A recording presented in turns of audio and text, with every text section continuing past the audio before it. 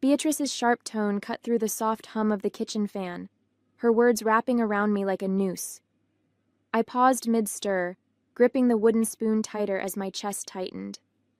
The pot of soup simmered on the stove, its aroma filling the air, but all I could smell was the bitterness in her words. My name is Clara Mason. I'm 32, a nurse, and for the past 3 weeks, the caregiver to my recovering mother-in-law. When Beatrice had surgery last month, I moved into her house, balancing my shifts at the hospital with endless nights by her side. I wanted to help, not out of obligation, but because it felt like the right thing to do. I hoped it might soften the years of cold distance between us. But no matter how much I tried, it seemed my efforts were always invisible, overshadowed by Emily, her perfect daughter, who breezed in once a week, smiling for the camera before leaving just as quickly. I didn't know how to respond. My throat felt dry, and the words I wanted to say caught like thorns in my chest. Beatrice turned back to the table, muttering something under her breath, her disapproval settling over the room like a heavy fog. Emily, of course, was nowhere to be found. She was already running late for her weekly appearance. And yet, Beatrice spoke of her as if she were the one standing here, ladle in hand, taking care of her every need. Careless. That word felt like a knife twisting in my stomach. I had given up everything for the past 3 weeks, canceled plans, traded shifts, even missed my anniversary dinner with Ben, all to be here. And for what? To be labeled careless because I hadn't added enough salt to the soup? Meanwhile, Emily could float in for an hour, snap a selfie by Beatrice's bedside, and walk out with all the credit. I stared into the pot, my hand trembling slightly as I stirred. Anger began to simmer, bubbling just below the surface. It wasn't just Beatrice's words. It was the smugness Emily exuded in every moment of her carefully orchestrated visits. She knew exactly how to frame herself as the devoted daughter, and she knew I wouldn't fight back. At least not until now. Just as I opened my mouth to defend myself, the front door creaked open, and Emily strolled in, her heels clicking against the hardwood floor. "Smells good in here," she chirped, holding a bouquet of flowers in one hand and her phone in the other, as though she'd just dropped by to brighten everyone's day. She glanced at me briefly, her smile lingering a second too long, then turned her attention to Beatrice. "How's my favorite patient today?" she cooed, leaning down to kiss her mother on the cheek. Beatrice's face lit up, her earlier frustration with me vanishing like a puff of smoke. "Emily, sweetheart, you're just in time. I was telling Clara how important it is to pay attention to the little things." Not that she'd understand, she added with a pointed glance in my direction. Emily set the flowers on the counter and let out a soft laugh. "Oh, Mom, I'm sure Clara's doing her best," she said, her voice syrupy sweet. She turned to me, her expression unreadable. "Don't worry, Clara. Taking care of Mom isn't easy. I've been learning that myself." I clenched my jaw, the words hanging on the tip of my tongue, begging to be said. But Emily was already moving, pulling her phone out for what I knew was coming next. She posed next to Beatrice, leaning in with a radiant smile as her camera clicked. "Just want to capture these precious moments," she said, her voice light, as if she hadn't just stolen the spotlight from everything I'd been working tirelessly to hold together. As Emily scrolled through her phone, probably selecting the best filter to enhance her devoted daughter persona, Beatrice sighed contentedly. "It's so nice to have both my girls here," she said, her gaze lingering on Emily. Though I'll admit, Emily always knows just how to make me feel special. My grip tightened on the ladle, the weight of her words pressing down on me. Both her girls? Special? I had spent the last 3 nights waking up every 2 hours to help Beatrice shift positions, prepare her medication, and ensure she was comfortable. Meanwhile, Emily's contribution amounted to curated snapshots and vague reassurances that she was always thinking of Mom. "Mom," Emily began, her tone casually breezy, "I was actually thinking of bringing you that herbal tea you love next week. You know, the one from that little shop downtown?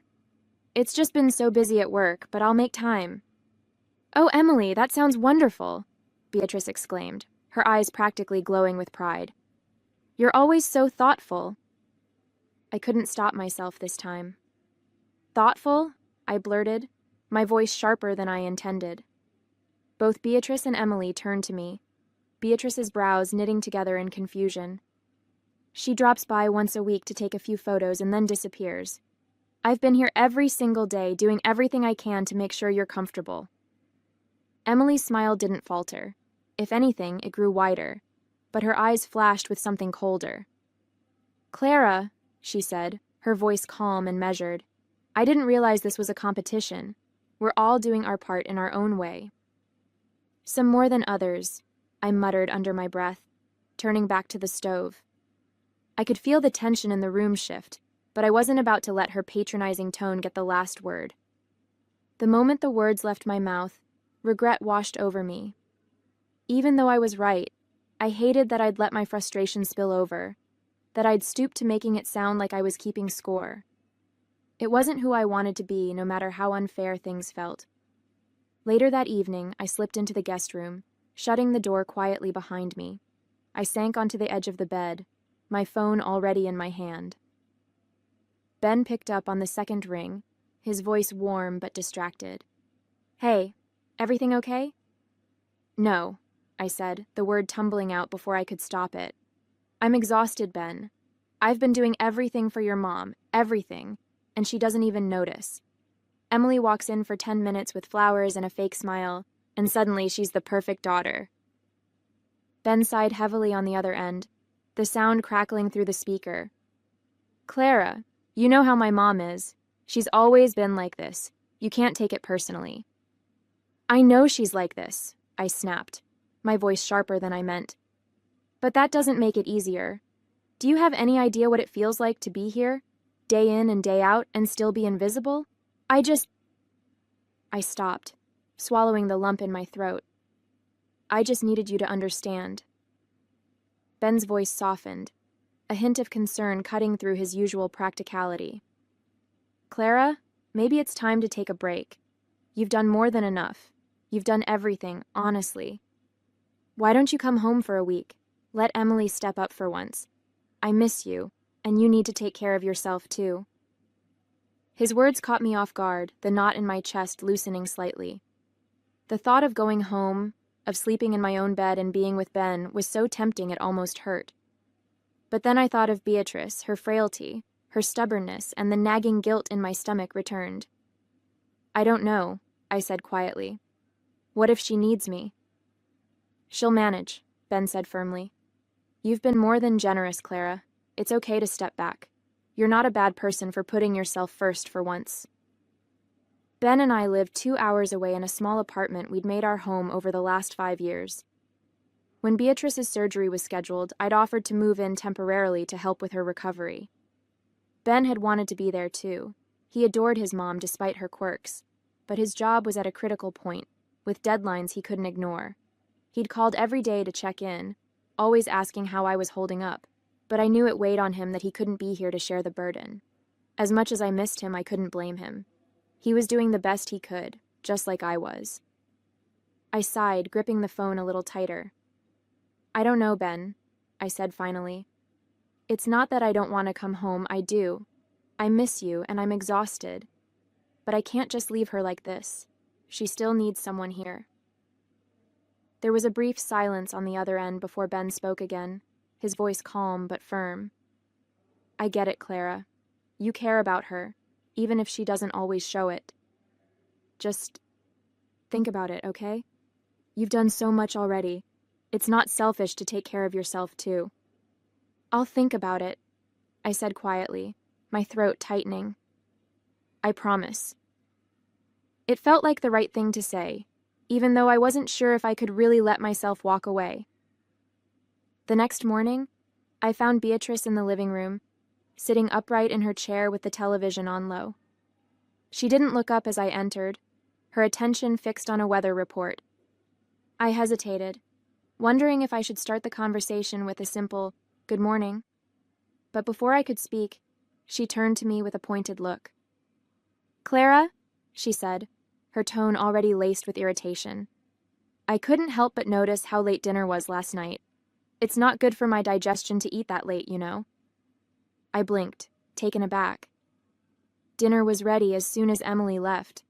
I thought we agreed. Yes, because you didn't have it prepared earlier, she interrupted, her words sharp.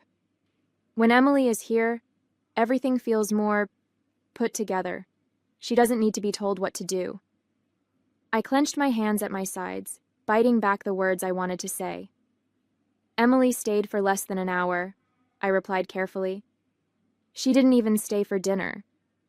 That's not the point, Beatrice snapped, leaning forward slightly. Emily knows how to handle herself. She doesn't wait for me to tell her when or how to do things. She's considerate. I let out a slow breath, trying to keep my composure. I've been here every day, Beatrice. I've been doing everything I can to make sure you're comfortable. And yet, somehow, it always feels like a struggle, she shot back, her voice growing colder. You're here physically, Clara, but emotionally, you're checked out. You don't seem like you actually want to be here. Her words struck like a blow, my chest tightening. That's not fair, I said, my voice trembling despite my efforts to stay calm. I've put my life on hold to be here for you. I've been... Sacrificing? She cut in, her tone dripping with sarcasm. Oh, how noble of you. If it's such a burden, Clara, maybe you should have just let Emily handle it. She's busy, yes, but at least she doesn't make me feel like I'm an inconvenience. I opened my mouth, then closed it, unsure of how to respond. The hurt and anger bubbled inside me, but I knew saying anything more would only make it worse. Instead, I straightened, my voice quiet but firm. I'm doing my best, Beatrice. I'm sorry if that's not enough. She waved a hand dismissively, turning back to the television. Your best isn't what I need, Clara. Emily understands me in ways you never will. The room felt suffocating, her words hanging in the air like smoke.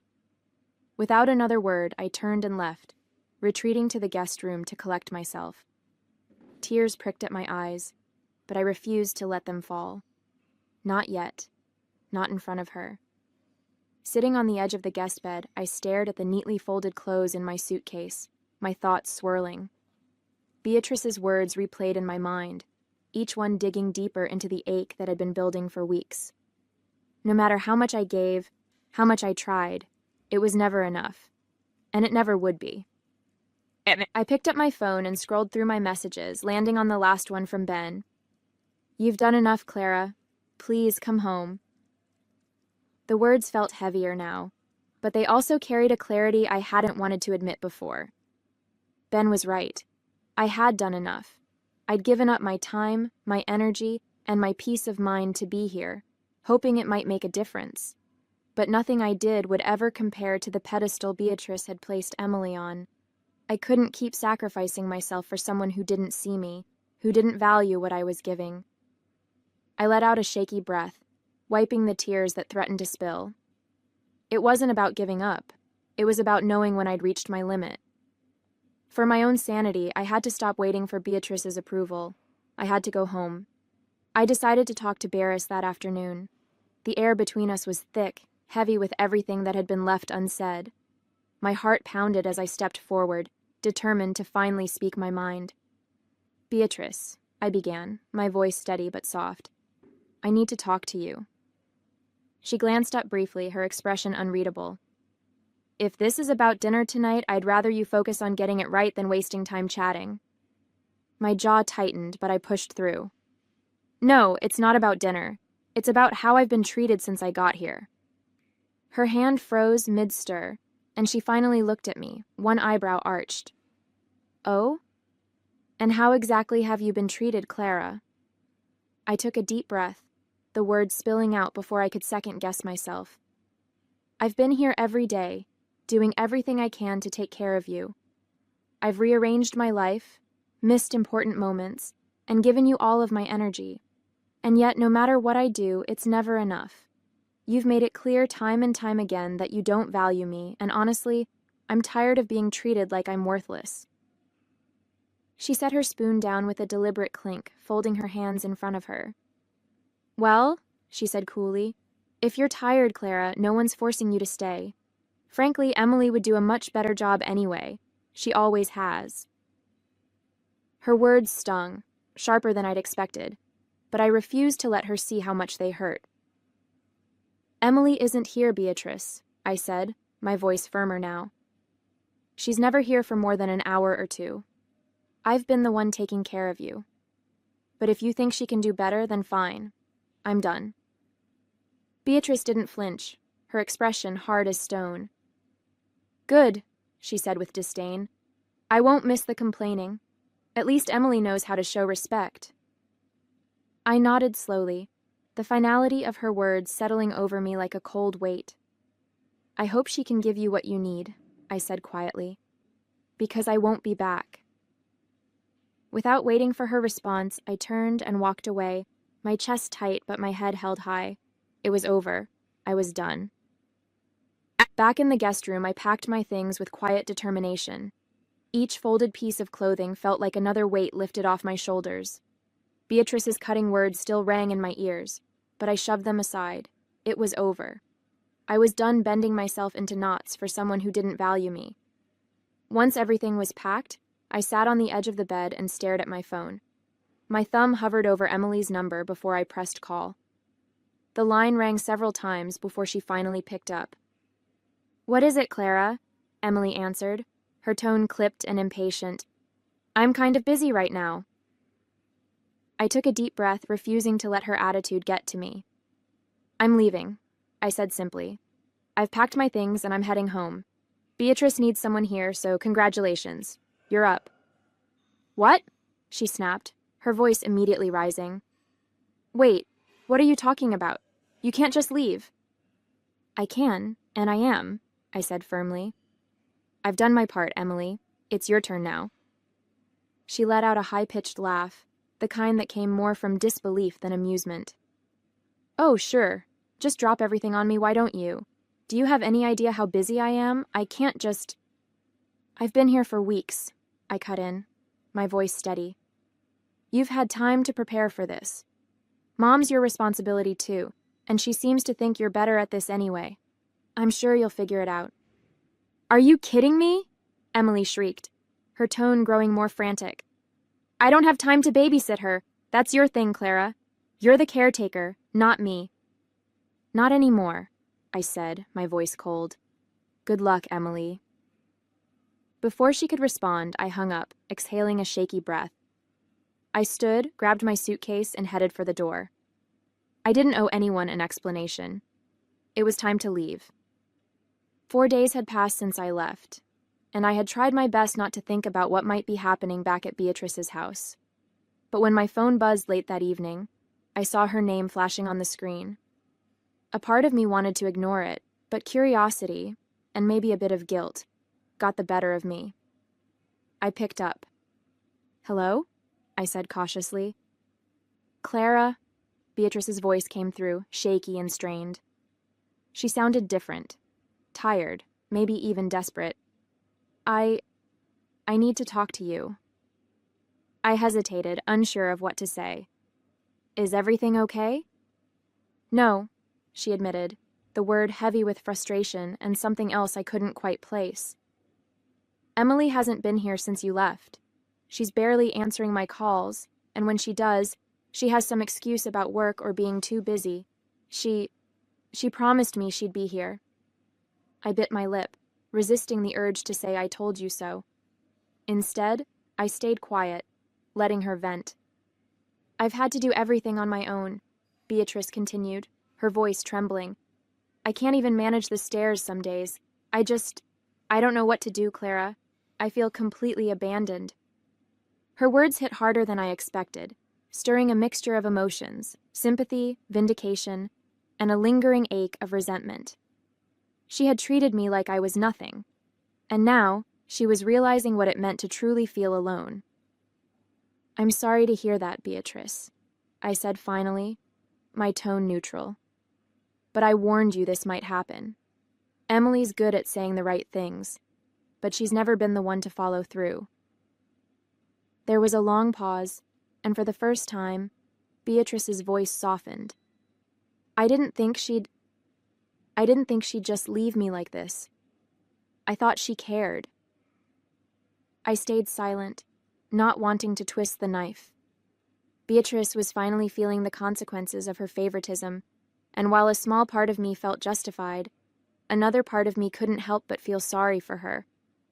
I took a deep breath, clutching the phone tightly. Beatrice, I'm sorry you're feeling this way. I wouldn't wish this on anyone, I began, my voice quiet but steady. But I can't just come back. Not right now. What do you mean, not right now? She snapped, her tone immediately sharp. I mean, I can't drop everything again to move back in, I said firmly, though my heart ached as I spoke. Beatrice, you treated me like I was nothing when I was there. I gave everything I could, and you made me feel like I didn't matter. I can't put myself through that again. Her response was immediate and furious. Oh, so now you're going to hold a grudge, are you? She yelled, her voice rising. You think you're so perfect, Clara? You think I didn't notice the mistakes you made while you were here? Don't act like you're some martyr. You've never been good enough for this family, and now you're proving it. Her words hit like a slap, but I kept my voice calm. Beatrice, I'm not saying I'm perfect. I know I made mistakes. But I tried. I gave everything I had, and you never saw that. And now, after everything, you expect me to come back as if none of that happened? She let out a bitter laugh, her tone dripping with anger. I should have known. You're just like everyone else, selfish. At least Emily would never abandon me like this. Emily already has, I said quietly, the words hanging in the air. There was a stunned silence on the other end before she exploded again. Don't you dare talk about Emily like that. She has her reasons, unlike you, who's just looking for an excuse to quit. Tears welled in my eyes, but I refused to let them fall. I'm sorry you feel that way, Beatrice, but I can't come back. Not like this. Before she could yell more, I ended the call, my hands trembling. The weight of her words sat heavy on my chest, but I knew I couldn't go back. Not now, and maybe not ever. 5 days passed, and I tried to move on, pushing the memories of Beatrice's anger to the back of my mind. I was starting to feel a sense of peace again, though it was fragile, held together by long walks and conversations with Ben. Then late in the evening, my phone buzzed. It was her. I stared at the screen for a moment, debating whether to answer. With a deep breath, I picked up. Hello? Clara? Beatrice's voice broke on the other end, shaky and filled with tears. Clara, I'm so sorry. Her sobs were raw, her words tumbling out in fragments. I don't know what to say. I've been sitting here thinking about everything, and I can't believe how awful I was to you. You didn't deserve any of it. I don't even know why I acted like that. You gave so much, and I threw it back in your face. I sat down, stunned. Beatrice, I started, but she cut me off. No, let me finish, she pleaded, her voice trembling.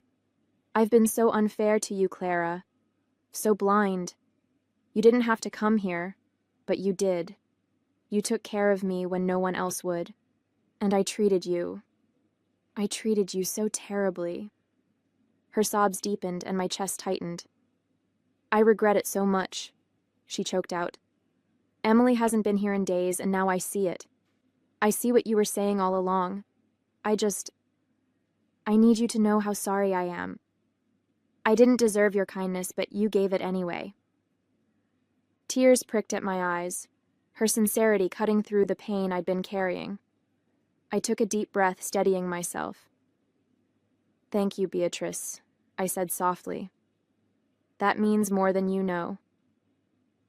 I don't expect you to forgive me, she whispered, her voice cracking. But I had to tell you. I'm so sorry.